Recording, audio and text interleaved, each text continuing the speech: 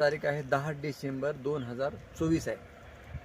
काय काय वापरलेला पुढे या पुढे तर आता सुरुवात आपण यापुढे 6 फुटावर टोकन केलेली आहे तुम्ही. अच्छा हां मध्ये काय सोयाबीन होतं हा मध्ये अंतर्गत सोयाबीन. हां त्याला आपण नंतर वरून टाकता पेरताना फक्त प्लेन प्रोम हां. प्लेन प्लॅनेटचा हां त्याचा एक डोस घेतलेला आहे. हां आणि नंतर ग्रो नायट्रोजनचे 2 स्प्रे बरोबर आहे. आणि नंतर ब्लूम आणि फ्रुटरचा स्प्रे. बरोबर आहे. तर काय आळी वगैरे आलती का आळे आल्याच्या नंतर आपण मार्केटचं हा मार्केट Chemical. केमिकल घेतलं होतं. अच्छा हां 180 दिवसाच्या पुढे झाले तर मित्र या ठिकाणी बघा आता हे शेंगा बघा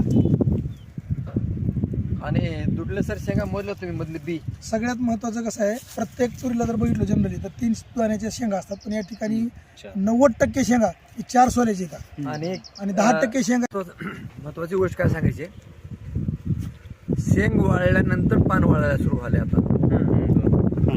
शेंग जर अगोदर जर पान वाळलं तर शेंग आकसून घेते, पण इथं तसं नाही. या झाडाला एवढं खाद्य आहे की या झाडाचं पूर्ण वाढ होण्यासाठी, पूर्ण वाढ कशाला म्हणायचं की जोपर्यंत आपली शेंग वाळत नाही तो पण पाला वाळला नाही पाहिजे. बरोबर आहे. पण पाला हे झडत हे परिस्थिती चालू आहे. त्यामुळं मी आता शेंगा वाळायला पण सुरू आहेत, पण आणखी पाला हिरवा चुकला नाही. हा. चुकला नाही, पाला हिरवा.